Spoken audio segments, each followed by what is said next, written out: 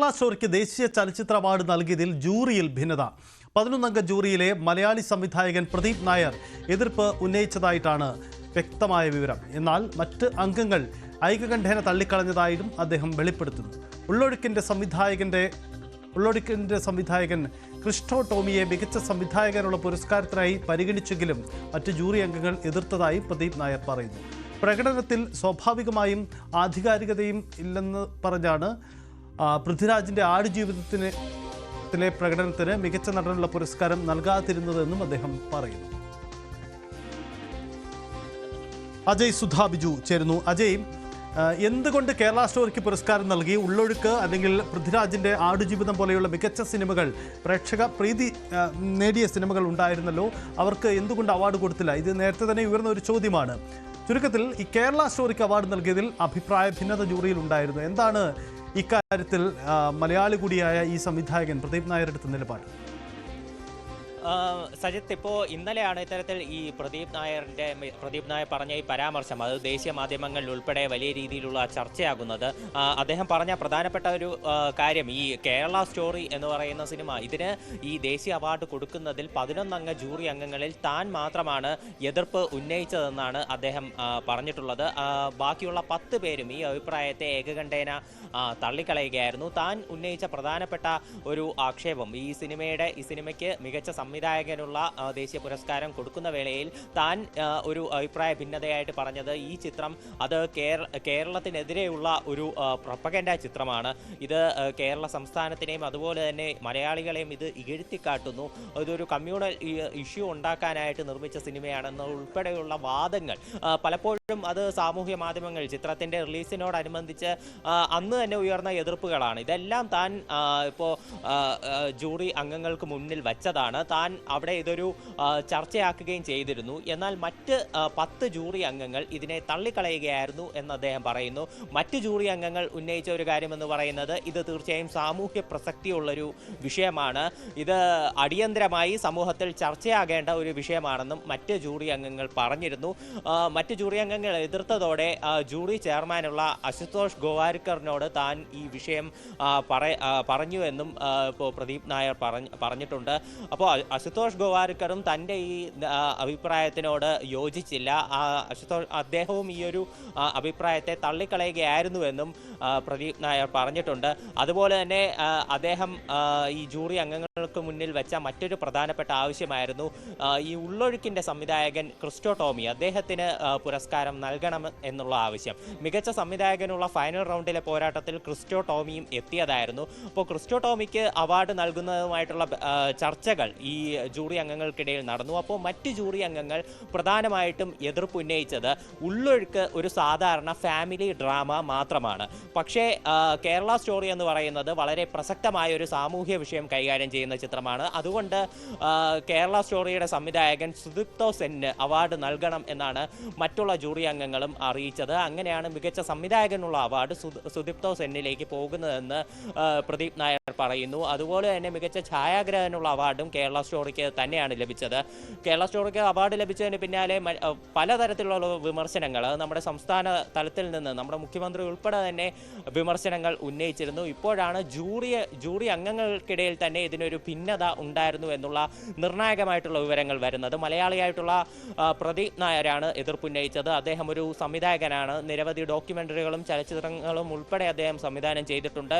അദ്ദേഹമാണ് ഈ 11 അംഗങ്ങളിൽ എതിർപ്പുന്നയിച്ച ഒരേ ഒരാൾ. എന്നാൽ മറ്റുള്ള എല്ലാ അംഗങ്ങളും ഇത് തള്ളിക്കളഞ്ഞു. മാത്രമല്ല, ഇദ്ദേഹം പറയുന്ന മറ്റൊരു പ്രധാനപ്പെട്ട കാര്യം, നമ്മൾ മലയാളികൾ ഒരുപാട് വിമർശനം ഉന്നയിച്ച കാര്യമാണ് ഷാരൂഖ് ഖാനും പിന്നെ വിക്രാന്ത് മാസിക്കും മികച്ച നടനുള്ള അവാർഡ് പങ്കുവെച്ച കാര്യം. ഇതിൽ ഏറ്റവും കൂടുതൽ ആക്ഷേപങ്ങൾ വന്നത് ഷാരൂഖ് ഖാനിന് ജവാനിലുള്ള പ്രകടനത്തിന് അവാർഡ് കൊടുത്തതാണ്. അതും ആടുജീവിതം പോലെയുള്ള പൃഥ്വിരാജിൻ്റെ ഒരു മികച്ച പ്രകടനം അത് മലയാളത്തിൽ നിന്ന് ഉണ്ടായിട്ടും അത് അവഗണിച്ചുകൊണ്ട് ജവാനിലെ പ്രകടനത്തിന് ഷാരൂഖിന് അവാർഡ് കൊടുത്ത തീരുമാനത്തിനെ വളരെ നിശിതമായി വിമർശിച്ചുകൊണ്ട് സാമൂഹ്യ മാധ്യമങ്ങളിൽ കൂടെ തന്നെ പല മലയാളികളും രംഗത്ത് വന്നിരുന്നു.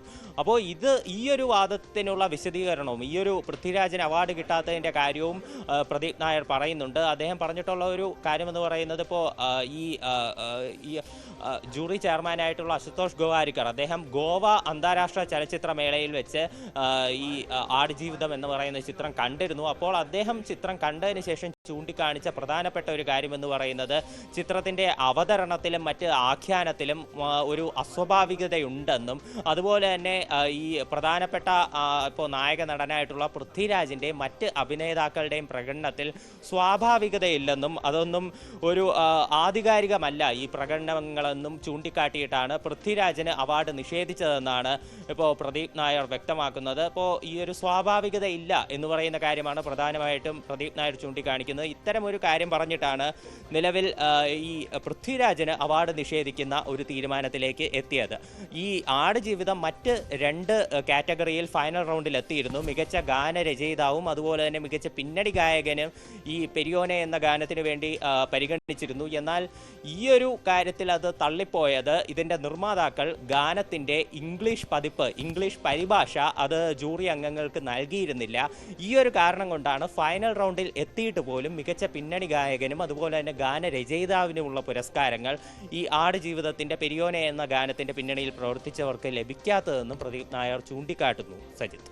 യെസ്, എന്തായാലും ഇത് വലിയ വിവാദമാണ്. കാരണം കേരള സ്റ്റോറിക്ക് എങ്ങനെ പരിഗണന കിട്ടി? പ്രത്യേകിച്ച് കേരളത്തെ സംബന്ധിച്ച് കേരള സ്റ്റോറി ഏറെ വിവാദമായ ചിത്രമാണ്. കേരളത്തെ തെറ്റായി വ്യാഖ്യാനിച്ച് പ്രചരിപ്പിച്ച ചിത്രമാണ്. ആ ചിത്രത്തിന് ചില സംഘപരിവാർ അജണ്ടകളുടെ ഭാഗമായി പ്രചരിക്കപ്പെട്ട ആ ചിത്രത്തിന് ദേശീയ അവാർഡ് കിട്ടിയപ്പോൾ അത് അതിലും വലിയ വിവാദമായി മാറി. ജൂറിയിൽ തന്നെ എതിർപ്പുകൾ ഉണ്ടായിരുന്നു. പ്രദീപ് നായർ എന്ന മലയാളി ജൂറി അംഗമടക്കം ഇക്കാര്യത്തിൽ കടുത്ത എതിർപ്പുകൾ ഉന്നയിച്ചതാണ്. അത് മറികടന്നുകൊണ്ടാണ് സ്വാഭാവികമായും ഭൂരിപക്ഷം എന്ന തരത്തിലേക്ക് അതിലേക്ക് വരുന്നത്. എന്തായാലും ഐക്യകണ്ഠേനയല്ല കേരള സ്റ്റോറിയെ തിരഞ്ഞെടുക്കപ്പെട്ടത് എന്നത് വ്യക്തമാവുന്നതാണ്. പ്രദീപ് നായർ എന്ന ജൂറി അംഗത്തിൻ്റെ വ്യത്യസ്തമായ നിലപാടുകൾ ചർച്ചയായിരുന്നു.